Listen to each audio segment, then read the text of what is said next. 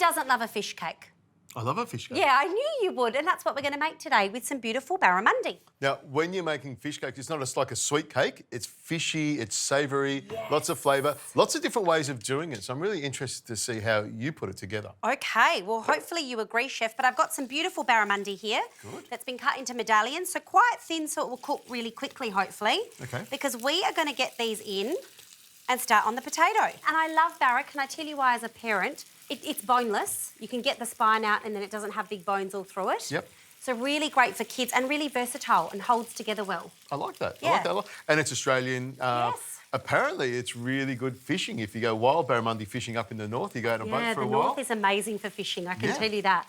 I can vouch for that, my friend. Crocodiles. Yeah, there's crocodiles everywhere. In the middle of the ocean, a crocodile just comes out. Snakes and turtles. Yeah, we live in a beautiful country. Here we go. Okay. Now, this is going to cook by the time we've even started this because of our chitty chatter, so let's move on. I love having a chat. That's what it's all about. It is. Conversation in the kitchen. It is. We just need a glass of wine whilst we do it. You want me to do something, don't you? I do. Okay, all right. I'd like you to reveal these beautiful potatoes. So these are just boiled potatoes that have been peeled, boiled, and they're nice and soft. And we're going to add some yummy flavours to this. Okay. So could you chop some parsley and basil? I can do that for you. And I'm going to add some lemon zest. Now, I think it's interesting you said that people make fish cakes in differing ways. So talk to me.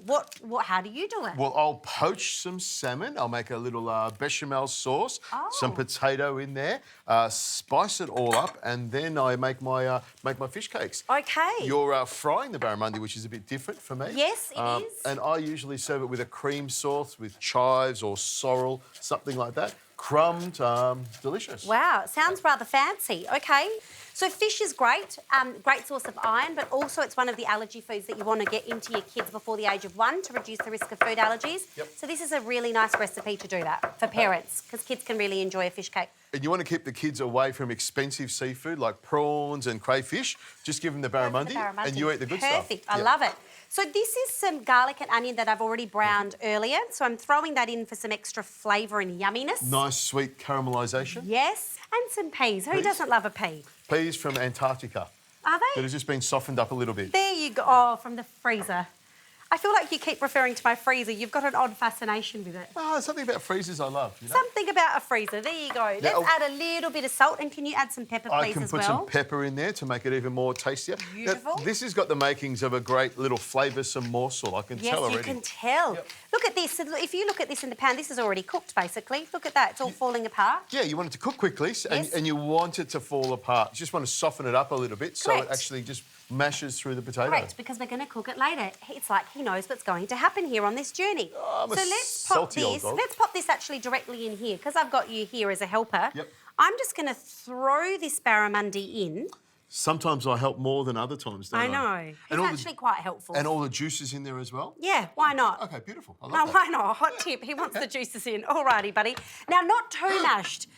You know, roughly mashed, so it's still a bit mushy. Okay. Beautiful, yeah. You can watch over me with this one and just make sure I mash it and I'm going to start warming the oil so we can put some beautiful little fish cakes in here soon. But I reckon I would have mashed a few potatoes, but you know, it's funny that you say you want a particular way. You want the potatoes to sort of be mashed and hold it all together, but still be a little bit chunky. Is that what texture. I knew There's no point in having this smooth fish cake, I think. I like a bit of texture, so don't bust my peas up too much. I won't bust That's what I'm trying to say. They'll be mushy peas. Beautiful. Now, how's this looking? It's nice and That's beautiful. Yeah? Now, what we're going to do is we're going to get your hands a bit dirty. Oh. But first we need to get our little dipping things ready because we're going to coat these very gently and make them delicious. I'll move this over here and I'll grab these bowls here. Thank you. That's there. And we've got some egg and some... Yes. I'm assuming you want flour in this one. I do. So I'm using some wholemeal. You know me, I'm always trying to think of ways to just, you know, make little healthy swaps. So I'm using some wholemeal flour. You might use corn flour, I don't know. What would you use? I use regular plain white flour, which I think is lovely. But the wholemeal flour is lovely as well. It's a nice little way of adding chewiness to it and texture.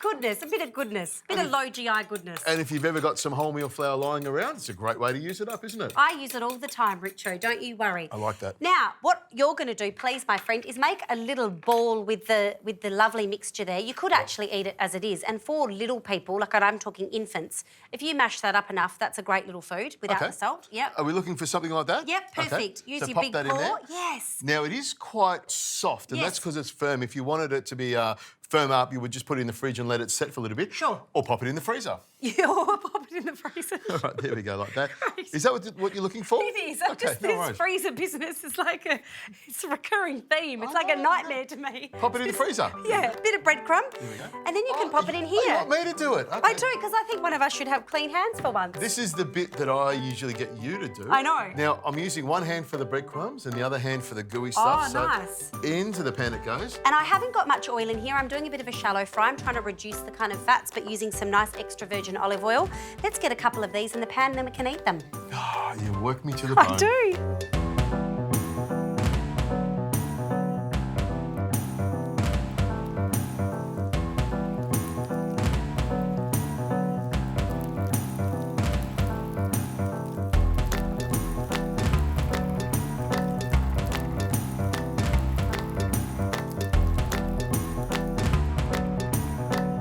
Look at these delightful little golden nuggets. Morsels of barramundi. I'm looking forward to this. Yes, and let's crack this up a little bit.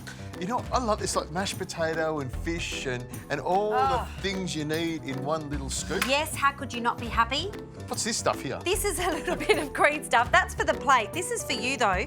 So I'm going to break you off like you do for me often. Take that, put a bit of that in there and a bit of tartare sauce. So I get the scraps. Have a party in your mouth, friend. I get the scraps on the side, do I? Yeah, you do. Okay. You could do a whole one, but we haven't got a lettuce leaf big enough today, my friend. Yeah. Put a big iceberg Have a lettuce. go at that. Yes. Smells great, and I love this type of food. I mean, it is a little bit fried, but I like how you do it in just a little bit of oil because that's how most people would do it. You could pop them in the oven as well if you wanted to. That'd be fantastic. What do you think? Oh, I just went to a happy place. I didn't hear a lot of what you said, but it sounded very positive. That is so yummy, and with the crunch of the lettuce as well. But the potato and the pea and the herbs in there, absolutely love it. I think it's a crack of a dish. I really like it. Well done. Thank you.